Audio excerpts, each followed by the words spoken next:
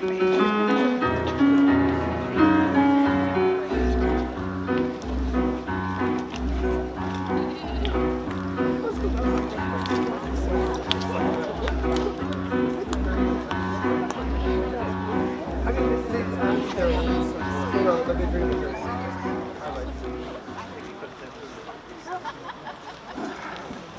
good host, I say,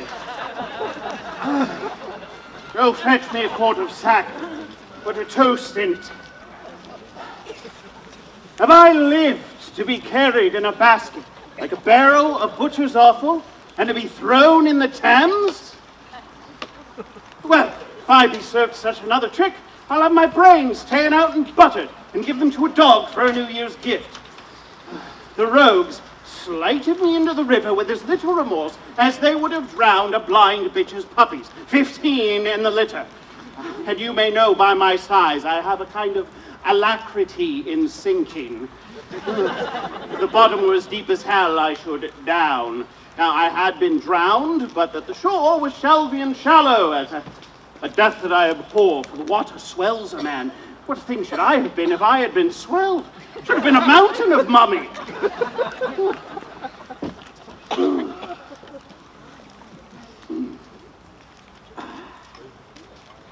Sir John, there's Mrs. Quickly here to speak with you. Warren. Oh, by your leave, I cry you mercy. Give your worship good morrow. Mary, sir, I come to your worship from Mistress Ford. Mistress Ford. I have had Ford enough. I was thrown into the Ford. I have my belly full of Ford. Alas, the day, that was not her fault. She does so take on with her ladies. They mistook their erection. Well, so did I mine, to build upon a foolish woman's promise.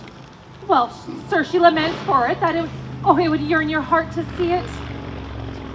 Her husband goes this morning a-birding. She desires you once more to come to her between 8 and 9. Oh, I must carry her word quickly. She'll make you amends, I warn you. Very well, I will visit her.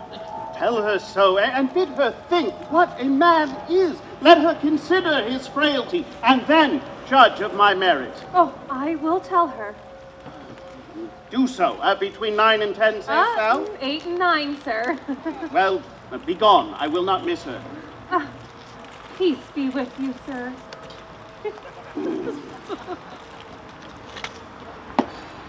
A marvel I hear not from Master Brooke. He sent me word to stay within. I like his money well. Ah, here he comes. Bless you, sir.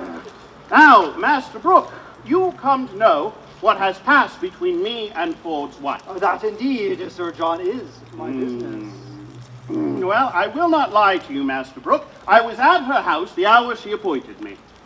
And sped you, sir? Very ill-favoredly, Master Brooke. How so, sir? Did she change her determination? No, Master Brooke, but the Peking cornuto, her husband, Master Brooke, dwelling in a continual larum of jealousy, comes me in the instant of our encounter, after we had embraced, kissed, protested, and, as it were, spoke the prologue of our comedy, and at his heels a rabble of his companions, thither provoked and instigated by his distemper, forsooth, to search the house for his wife's love. Well, while you were there? Well, I was there.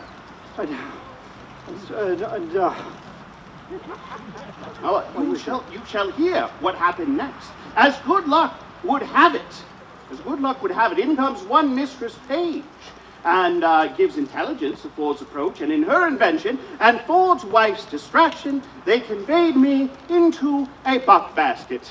A buck basket? By the Lord, a buck basket! Rammed me in with foul shirts and socks, foul stockings, greasy napkins. That, Master Brooke, there was the rankest compound of villainous smell that ever offended nostril.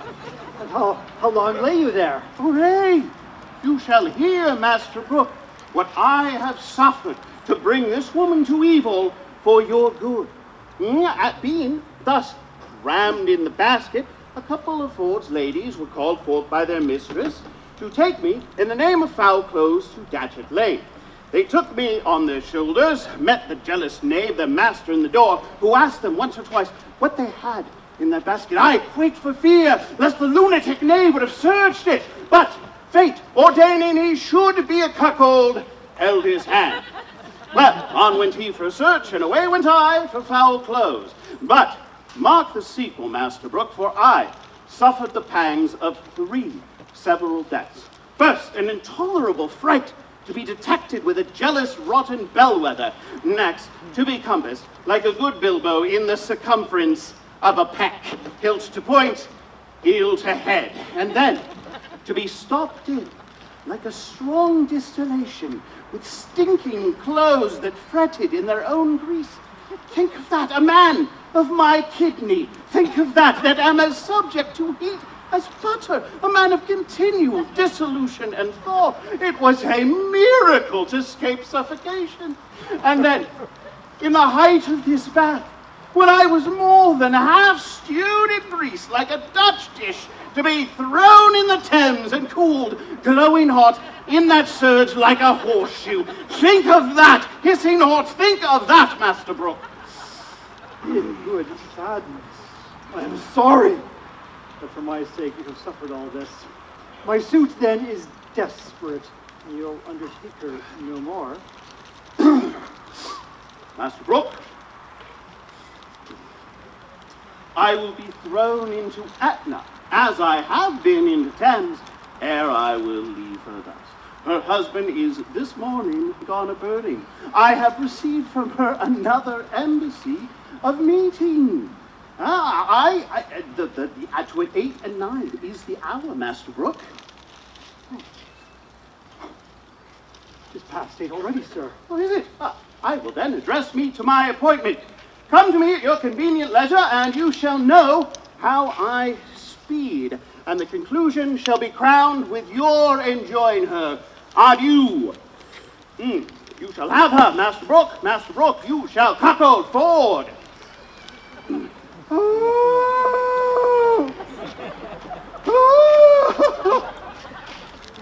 Is this a vision? Do I dream? Master Ford, awake! Awake, Master Ford! There's a hole made in your best coat, Master Ford. This 'tis to be married. This 'tis to have linen and buck baskets. Well, I will proclaim myself what I am. I will now take the lecher. He is at my house. He cannot escape me. 'Tis impossible he should. He cannot creep into a halfpenny purse, nor into a pepper box. But, lest the devil that guides him should aid him, I will search impossible places. Though what I am, I cannot avoid. Yet to be what I would not shall not make me tame. If I have horns to make one mad, let the devil, let the proverb go with me. I'll be horned!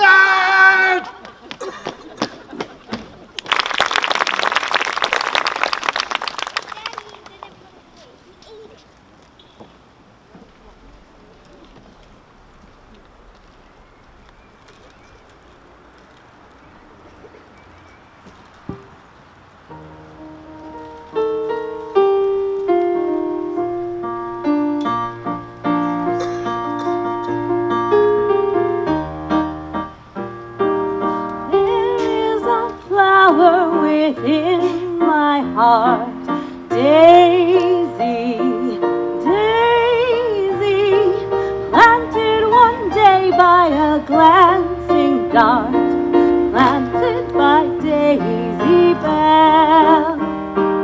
Whether she loves me or loves me not, sometimes it's hard to tell.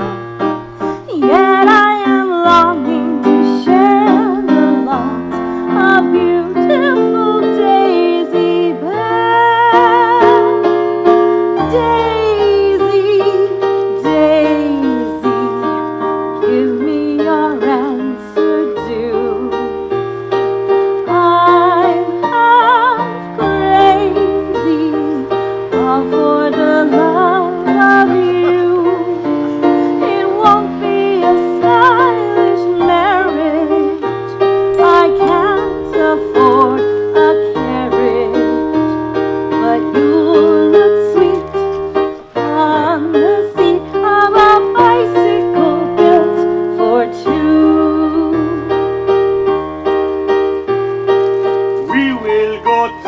them as man and wife. Daisy, Daisy, peddling around down the road of life. I and my Daisy fair. When the road's dark, we will both despise policeman and lamps as well. There are bright lights in the dazzling eyes of beautiful Daisy Bell. Daisy, Daisy, give me your answer due. I'm half crazy, all for the love of you. I love you. It won't be a stylish marriage. I can't afford a carriage, but you look sweet on the seat of a bicycle built for two. You look sweet on the seat of a bicycle built for two.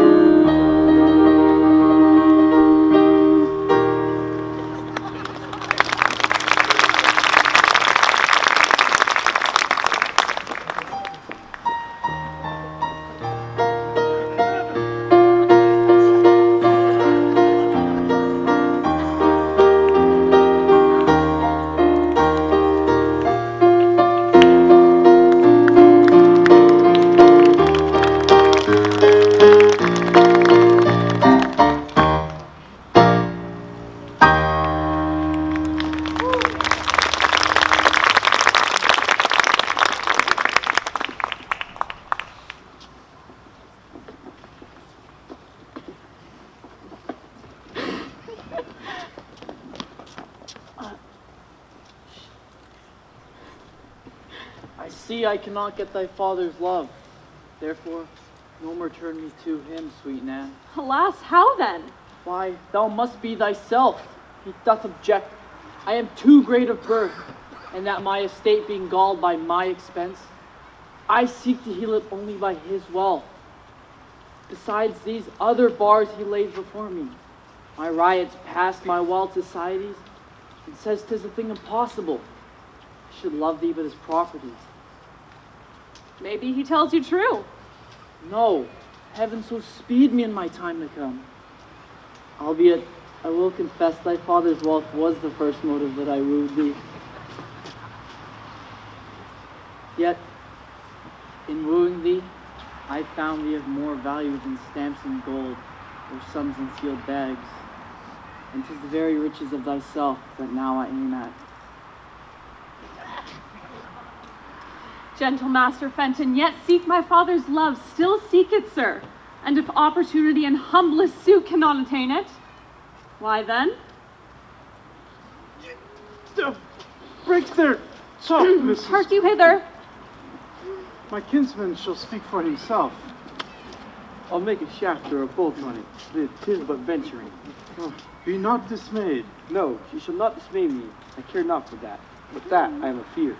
Hark ye, Master Slender would speak a word with you. I come to him. Oh. This is my father's choice. Oh, what a world of vile, ill-favored faults looks handsome in 300 pounds a year. And how does Master Fenton? Pray you a word with you. She's coming. To her, cuz. Oh, boy. That's the father. I had a father, Mistress Anne. My uncle can tell you good jests of him. Tell her, uncle. Tell Mistress Anne how father stole 2 geese out of 1 pen, good uncle. Mr. San, my cousin loves you. Aye, that I do, as well as I love any woman in Windsor. He will maintain you like a gentlewoman. Aye, that I will, come cut and long tail under the degree of a squire. He will make you 150 pounds jointure. Good Master Shallow, let him woo for himself. Mary, I thank you. I thank you for that good comfort. She calls you, cuz. I'll leave you. Now, Master Slender. Now, good Mistress Anne,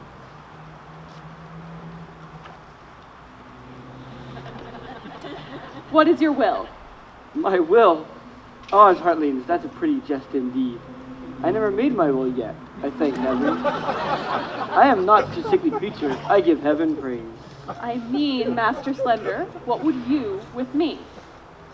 Truly, for mine own part, I would little or nothing with you, but your father and my uncle hath made motion. And if it be my luck, so; if not, happy man be his dole. They can tell you how things go better than I can. You may ask him yourself. Here he comes. Now, Master Slender. Love him, daughter Anne. Why, how now?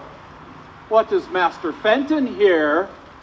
You wrong me, sir, thus still to haunt my house. I told you my daughter is disposed of. Nay, Master Page, be not impatient. Good Master Fenton, come not to my child. She is no match for you. Sir, will you not hear me speak? No, good Master Fenton. Come, Master Shallow. Come, Son Slender, in. You wrong me, sir, knowing my mind, Master Fenton. Speak to Mistress Page. Gentle mistress, so that I love your daughter in such a righteous fashion as I do, perforce against all checks, rebukes, and manners, I must advance the colors of my love and not retire. Let me have your goodwill. Good mother, do not marry me to yon fool. I mean it not. I seek you a better husband. Oh, that's my master, Master Doctor. Alas, I'd rather be set quick in the earth than boiled to death with turnips. Come, trouble not yourself. Good Master Fenton, I will not be your friend nor enemy. My daughter will I question how she loves you, and as I find her, so am I affected. Until then, farewell, sir. She must needs go in. Her father will be angry. Farewell, gentle mistress. Farewell, Nan. Oh, this is my doing. Nay, said I, shall you cast away your child on a fool and a physician? Look on Master Fenton. This is my doing. I thank thee and I pray thee. Once tonight, give my sweet Nan this ring. There's for thy pains. Oh, now heaven send me good fortune. Oh, such a kind heart he hath. Oh, a woman would run through fire and water for such a kind heart. And yet I would my master had Mistress Anne. Or yet I would Master Slender had her. Or, in sooth, I would Master Fenton had her. Oh, I will do what I can for them all three, for so I have promised. And I'll be as good as my word. But especially for Master Fenton. Well, I must have another errand to run. What a beast am I to slack it.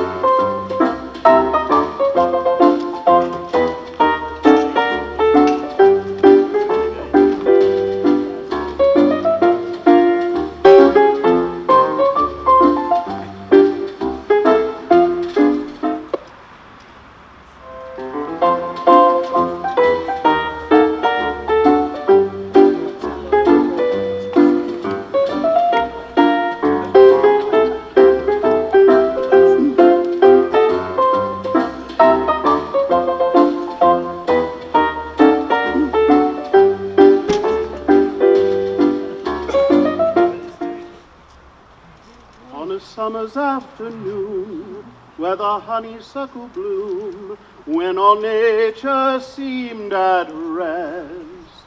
'Neath a little rustic bough, with the perfume of the flower, a maiden sat with one she loved the best. As they sang their songs of love, from the arbor just above came a bee which lit upon the vine. As it sipped the honeydew, they both vowed they would be true. Then he whispered to the word she thought divine, "You are my honeysuckle, I am the bee. I'd like to sip the honey sweet from those red lips you see. I love you dearly, dearly, and I want you to love me. You are my honeysuckle, I am the bee." Mistress Ford, your sorrow hath eaten up my sufferings. I see you are obsequious in your love. I profess requital to a hair's breadth, not only, Mistress Ford, in the simple office of love, but in all the accoutrement, compliment, and ceremony of it. But are you sure of your husband now? He's a birding, sweet Sir John. What ho, Gossip Ford, what ho? Step into the chamber, Sir John.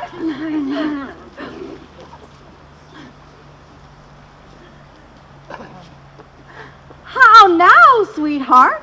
Who's at home besides yourself? Why, none but mine own people. Indeed. No, certainly. Speak louder.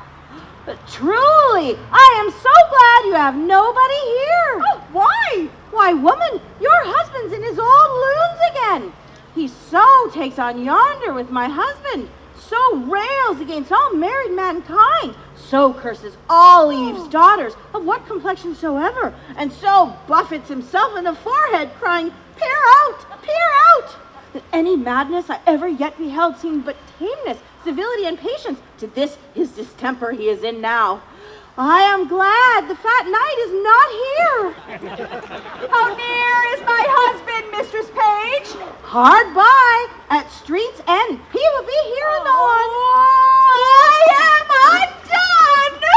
Oh, the knight is here! Why, then you are utterly shamed, and he is but a dead man. What a woman are you?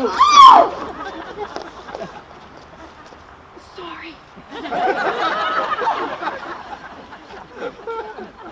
Oh, away with him. Better shame than murder. Oh, which way should he go? How should I bestow him? Shall I put him into the basket again? No! I'll come no more in the basket. May I not go out ere he come? Oh, alas, 3 of Master Ford's brothers watch the door with pistols, that none shall issue out. Otherwise you might slip away ere he came. What shall I do? I'll creep up into the chimney. There they always used to discharge their birding pieces. Creep into the kiln hole. Where is it? He will seek there on my word. Oh, neither press, coffer, chest trunk, well, vault, but he hath an abstract for the remembrance of such places, and goes to them by his note. There is no hiding you in the house. Well, I'll go out then. Oh, if you go out in your own semblance, you die, Sir John. Unless you go out disguised. Oh, how might we disguise him? Alas the day, I know not. There is no woman's gown big enough for him. Otherwise he might put on a hat, a muffler, and a kerchief, and so escape. Good hearts, devise something, any extremity rather than a mischief. My maid's aunt, the fat woman of Brentford, has a gown above. The fat woman of Brentford. On my word, it will serve him. She is as big as he is, and there's her hat and her muffler. Run up, Sir John. Yeah. Go quickly, Sir John. Mistress Page and I will look some linen for your head. Quickly. We'll come dress you straight. Put on the gown the while. I would my husband would meet him in the shape. He cannot abide the old woman of Brentford. He swears she is a witch, forbade her my house, and had threatened to beat her. Well, heaven guide thy husband's cudgel, and the devil guide his cudgel afterwards.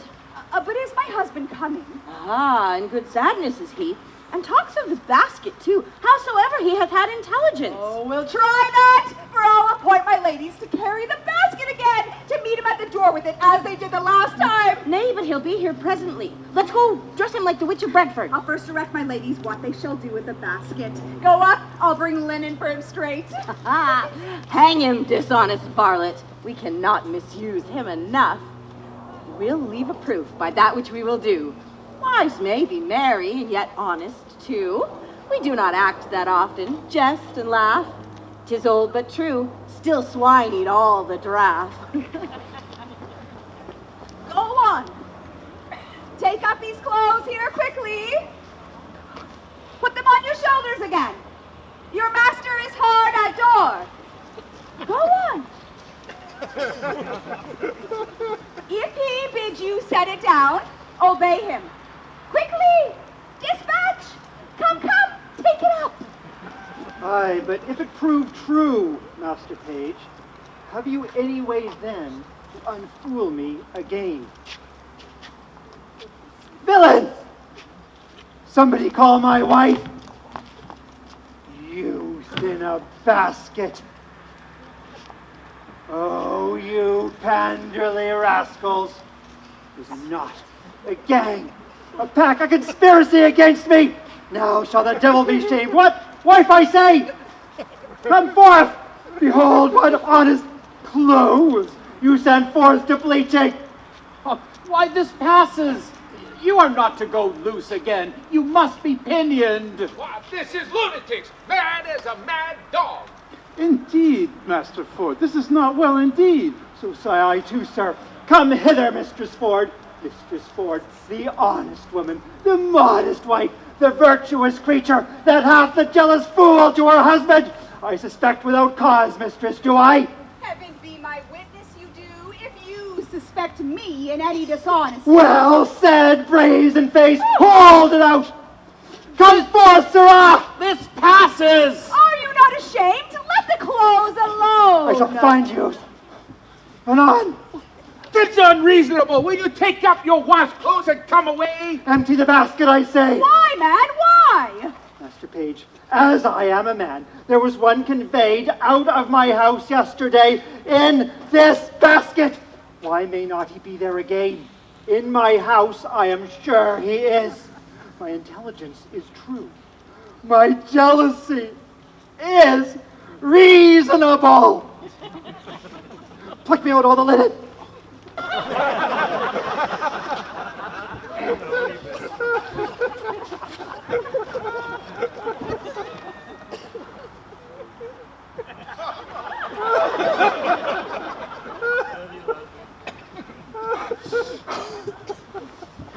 If you find a man in there, he shall die a flea's death. Here is no man. By my fidelity, this is not well, Master Ford. This wrongs you. Master Ford, you must not follow the imaginations of your own heart. This is jealousies. He's not here. I seek for him. No, nor nowhere else but in your brain. Help to search my house this one time. If I find not what I seek, show no color for my extremity. Let me forever be your table sport. Satisfy me once more. Once more. Search with me. What ho! Mistress Page, come you and the old woman down. My husband will come into the chamber. Old woman? What old woman's that? Oh, nay, it is my maid's aunt of Brentford. A witch! A queen! An old cousining queen. We are simple men. We do not know what's brought to pass under the profession of fortune-telling. She works by charms, by spells, by the figure in such daubery as this is. Beyond our element, we know nothing. Come down, you witch! You hang, you! Come down, I say! Good sweet husband, good gentleman, let him not strike the old woman! Mother Pratt, come, give me your hand. Oh, Get her out of my door! You witch! You pagan! You hag! You bastard! You idiot! Oh, fortune tell you!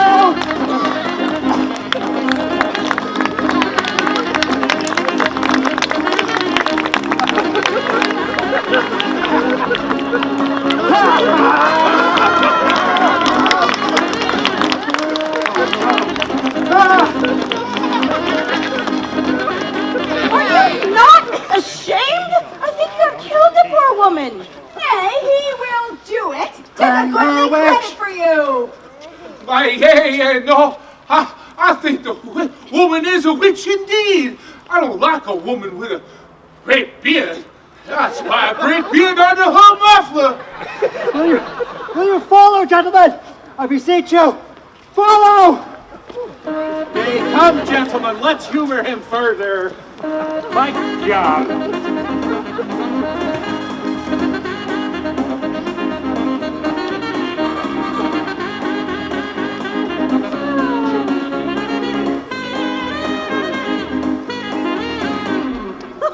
Truly, he beat him most pitifully. What think you? Shall we tell our husbands how we have served him? Yes, by all means. I warrant they'll have him publicly shamed. And methinks there would be no period to the jest should he not be publicly shamed. Well, come to the forge with it then. Shape it. I would not have things cool.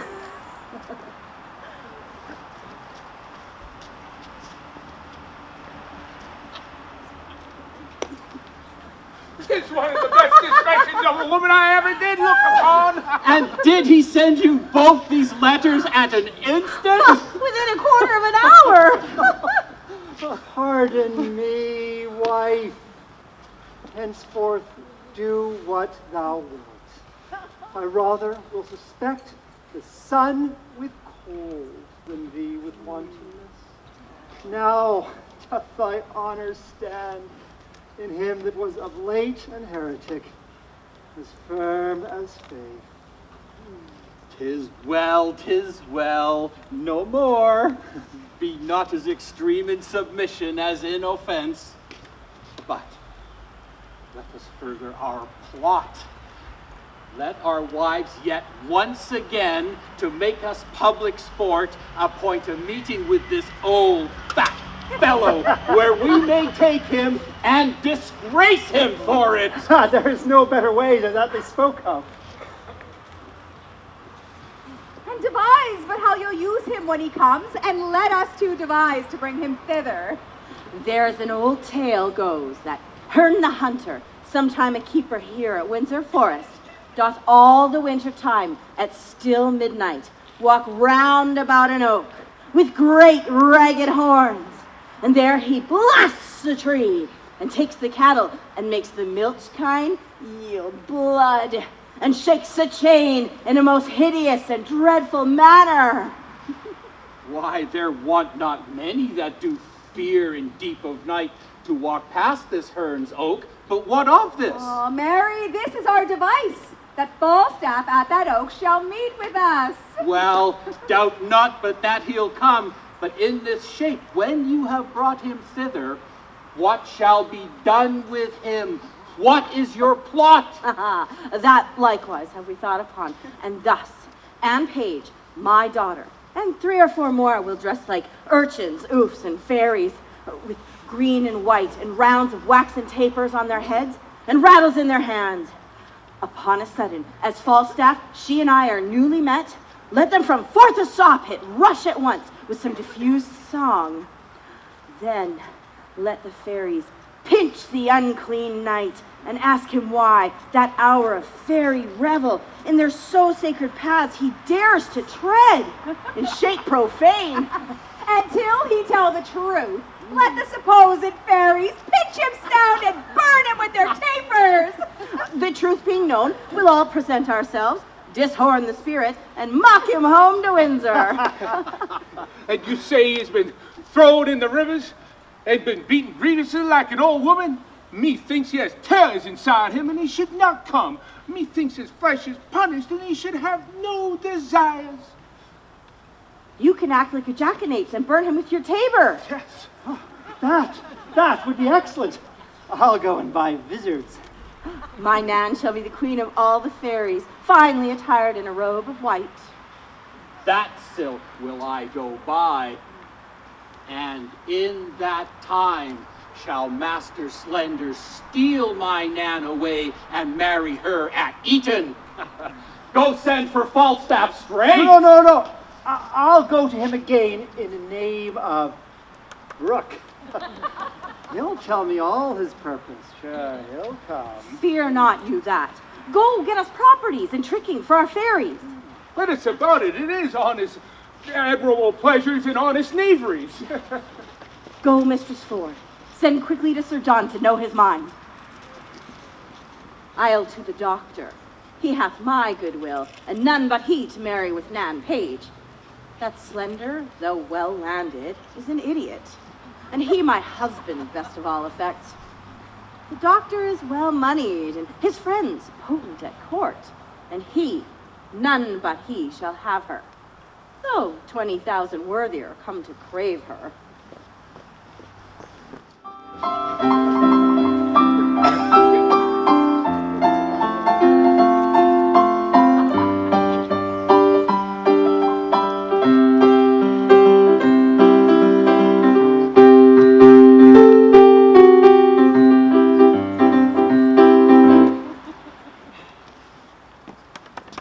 What wouldst thou have, Lord? What, thick skin? Speak. Breathe. Discuss. Quick, snap, breathe, snap. Maybe, sir, I come to speak to Sir John Falstaff and Master Slender. There, his house, his castle, his truckle bed, and his standing bed. Go knock and speak to thee. He'll answer. Go knock. There is an old woman, a fat woman, gone up into his chamber. I'd be so bold, sir, as say till she come down. I come to speak with her, indeed. A fat woman? Oh, the night may be robbed. I must call.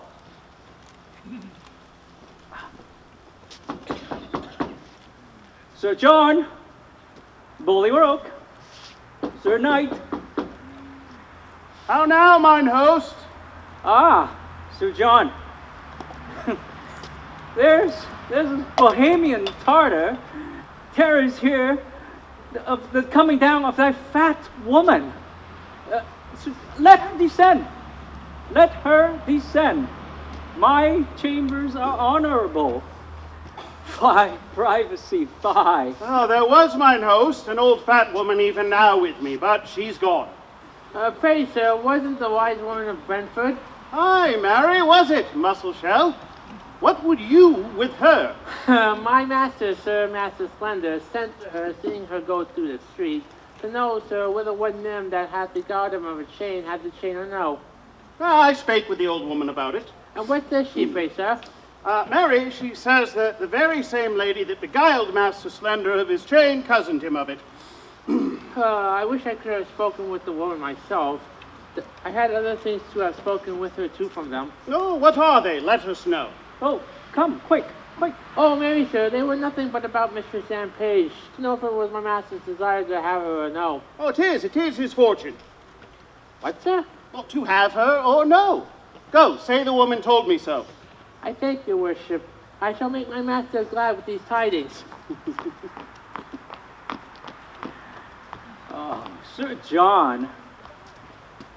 Is there a wise woman with thee? Aye, mine host, that there was, and one that hath taught me more wit than ever I learned before in my life. And I paid nothing for it neither, but was paid for my learning. Now whence come you? From the two parties, forsooth. The devil take one party and his dam the other, and so they shall be both bestowed. I have suffered more for their sake, more than the villainous inconstancy a man's disposition is able to bear. Well, have not they suffered? Yes, I warrant speciously one of them. Mistress Ford Goodheart has been beaten black and blue that you cannot see a white spot about her. What tellest thou me of black and blue?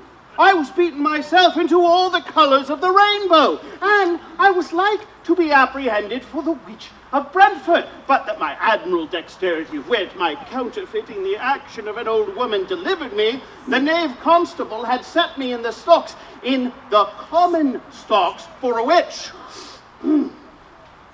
Sir, let me speak with you in your chamber. You shall hear how things go, and I warrant to your content. The letter will say somewhat, oh, good hearts, what ado here is to bring you together. Sure, one of you does not serve heaven well that you are so crossed. Come up into my chamber.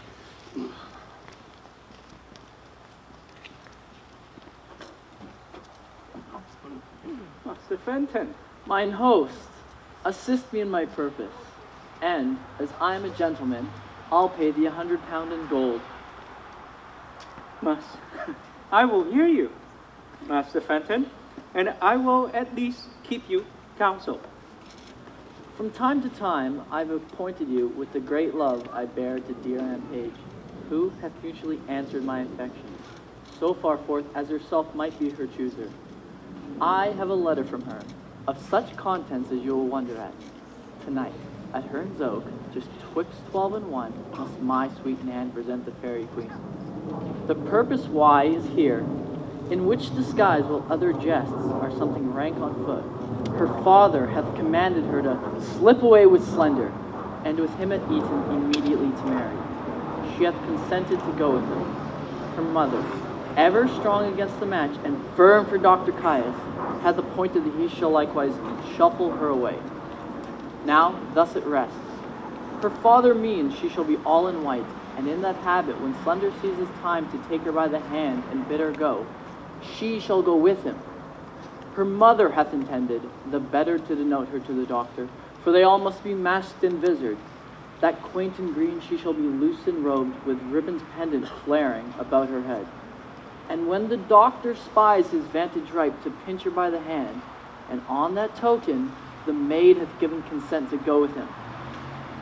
Which means she's deceived. A mother or father? Both, mine good host, to go along with me. And here it rests. You'll procure the vicar and stay at church twixt 12 and 1, and in the lawful name of marrying, give our hearts united ceremony. Husband, your device. I will to the vicar and bring you the maid, and thou shalt not lack a priest. So shall I evermore be bound to thee. Besides, I'll make a present recompense. Prithee, no more prattling. Go, I'll hold. This is the third time.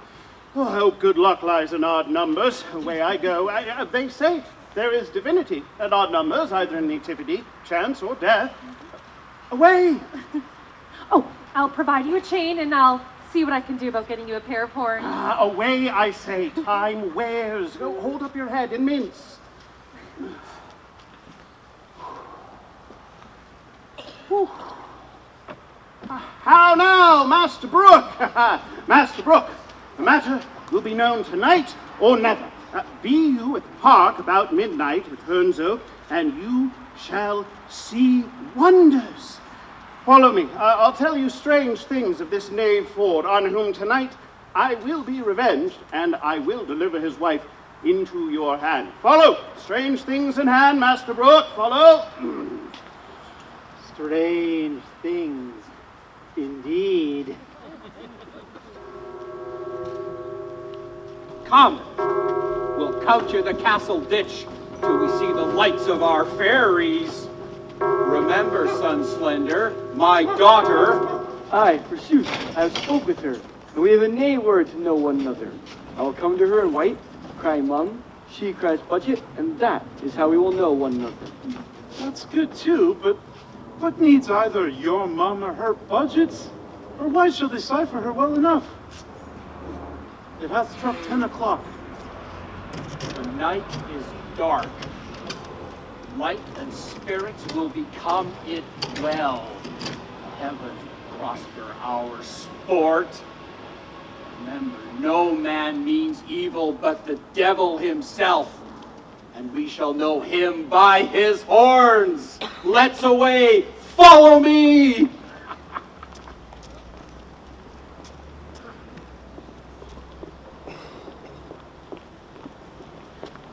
Master Doctor, my daughter is in green. When you see your time, take her by the hand, away with her to the deanery, and dispatch it quickly.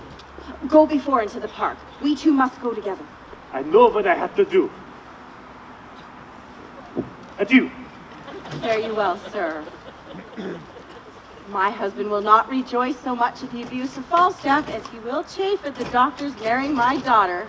But 'tis no matter. Better a little chiding than a great deal of heartbreak. Where is Nan now and her troop of fairies and the devil Sir Hugh? They're all couched in a pit hard by Hearn's Oak with obscured lights, which at the very instant of Falstaff's and our meeting, they will at once display to the knight. Oh, that cannot choose but amaze him. Oh, if he be not amazed, he will be mocked. If he be amazed, he will every way be mocked. We'll betray him finally. Oh, against such lewdsters and their lechery, to betray them is no treachery. Oh, the hour draws on. To the oak! To the oak! Trick, trick, fairies. Come and remember your parts.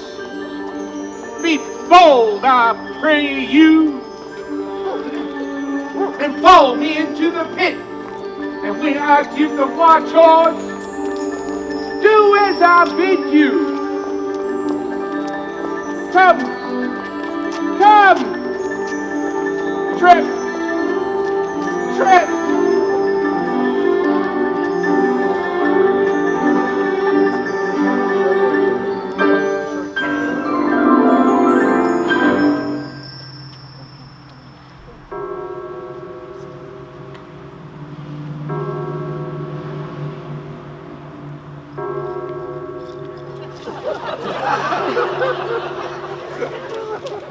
The Windsor bell hath struck 12. The minute draws on. Now the hot-blooded gods assist me. Remember, Jove, thou wast a bull for thy Europa. Love set on thy horns, oh, powerful love that in some cases makes a beast a man, and in some other, a man a beast. Jupiter, you were also a swan for the love of Leda. Oh, omnipotent love. How near the god drew to the complexion of a goose. A fault done first in the form of a beast. Oh, Jove, a beastly fault. And then another fault in the semblance of a fowl. Think on't, Jove, a foul fault. When gods have hot backs, what shall poor men do? As for me, I am here a Windsor stag, and fattest, I think, in the forest. Who comes here? My doe? Sir John, art thou there, my dear? My male dear? Oh, my doe with the black scatter. Let the sky rain potatoes. Let it thunder to the tune of green sleeves, hail kissing comfits, and snow Erin goes. Let there come a tempest of provocation. I shall shelter me here. Oh, Mistress Page has come with me, sweetheart. Divide me like a bribe buck, each a haunch. I will keep my sides to myself, my shoulders for the fill of this walk, and my horns I bequeath your husbands. Am I a woodman? Speak I like Herne the hunter? Now is Cupid a child of conscience? He makes restitution, as I am a true spirit. Welcome! Alas! What noise! Heaven forgive our sins! What should this be?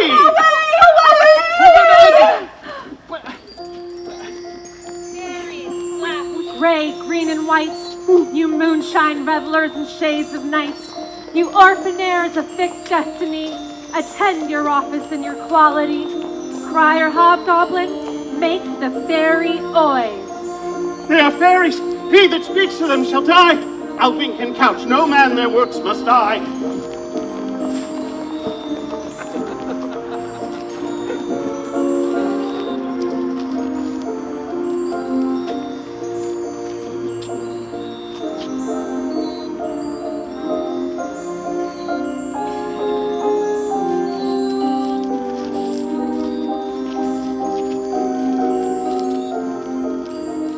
you lock hands in hand, yourselves an order set. May 20 glowworms be your lanterns be, and guide your measure round about the tree. But stay! I do smell a man of Middle Earth. Heavens defend me from these fairies, lest they transform me to a piece of cheese. Come, will this wood take fire? Corrupt, and tainted in desire. About him, fairies, sing a scornful rhyme, and as you trip, still pinch him to your time. Pinch him, fairies, mutually, pinch him for his villainy. Pinch him and turn him and burn him about, till candles and starlight and moonshine be out.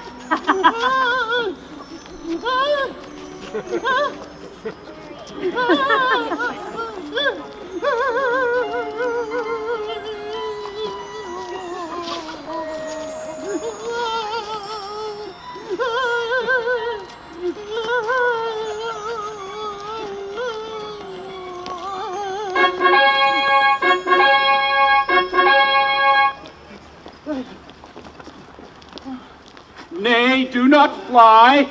I think we have watched you now. Will none but Herne the Hunter serve your turn? I pray you come. Hold up to jest no higher. Now, Sir John, what light, how think you Windsor wives? See you these, husband? Do not these fair yokes become the forest better than the town? Now, sir, who's a cuckold now? Master Brooke, Falstaff's a knave, a cuckoldly knave. Here are his horns, Master Brooke, and Master Brooke. And Master Brooke, he hath enjoyed nothing of Ford's, but his buck basket, his cudgel, and 20 pounds of money, which must be paid to Master Brooke. Oh, Sir John, we have had ill luck. We could never meet. I will never take you for my love again. But I will always count you my dear. I do begin to perceive that I am made an ass. Aye, and an ox, too. Both the proofs are extant. And these are not fairies? I was 3 or 4 times in the thought that they were not fairies. Sir John Falstaff, serve God, and leave your desires, and fairies shall not pinch you. Well said, Fairy Hugh. And leave your jealousies too. I will never mistrust my wife again. Have I laid my brain in the sun and dried it? This time I were choked with a piece of toasted cheese. Why, good Sir John, do you think that though we would have the virtue out of our hearts by the head and shoulders, and have brought ourselves without scruple to hell, that ever the devil could have made you our delight? What, a hodge pudding? A bag of flax? A puffed man? Old, cold, withered, and of intolerable entrails. And one that is as slanderous as Satan. And given to taverns and wine and sack and drinkings and swearings and staring and pribbles and prabbles. Well, I am your theme. You have the start of me. I am dejected. Use me as you will. Marry, we'll bring you to Windsor to one Master Brooke, that you have cozened of money, to whom you should have been a pander. Over and above that you have suffered. I think to repay that money will be a biting affliction. Yet be cheerful, knights. Thou shalt eat a posset at my house tonight, where I will desire thee to laugh at my wife that now laughs at thee. Tell her Master Slender hath married her daughter. Doctors doubt that. If Anne Page be my daughter, she is by this Dr. Caius's wife. Oh, Father Page. Son, how now, son? Have you dispatched? Dispatched, I'll make the best in town know on it, whatever hanged lot else. Of what, son? I came yonder to marry Mistress Anne Page, and she's an old woman. On my life, then, you have chosen the wrong. You tell me that? I think so when I took an old woman for a girl. Why, this is your own folly. Did I not tell you how you would know my daughter by her garments? I came to her in white, cried mum, she cried budget, just as Anne and I had appointed. But it wasn't Anne. It was this old woman. Not angry? I knew of your purpose, turned my daughter into green, and indeed she is with the doctor at the deanery, and they're married. Where is Mistress Page? My God, I am frozen. I am married und sie will film und einziehen und antique. I am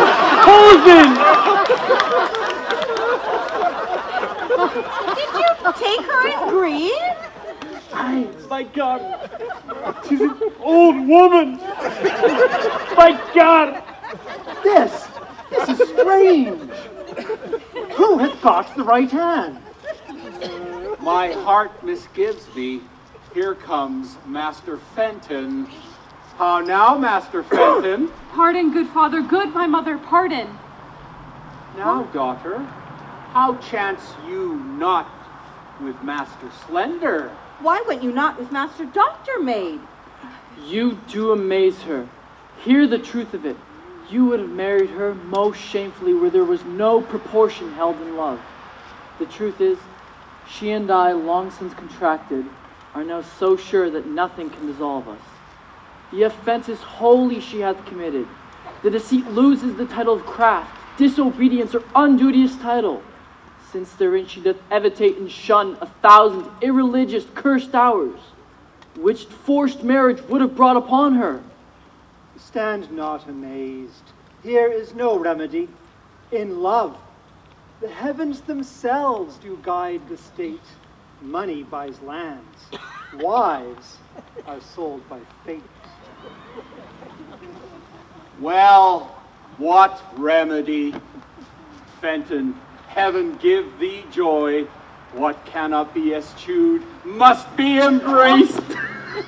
Well, I will muse no further. Oh, good Master Fenton, heaven give you many, many merry days. Good husband, let us everyone go home and laugh the sport o'er by a country fire. Sir John and all. Let it be so. Sir John, to Master Brooke you yet shall hold your word, for he tonight shall lie with Mistress Ford.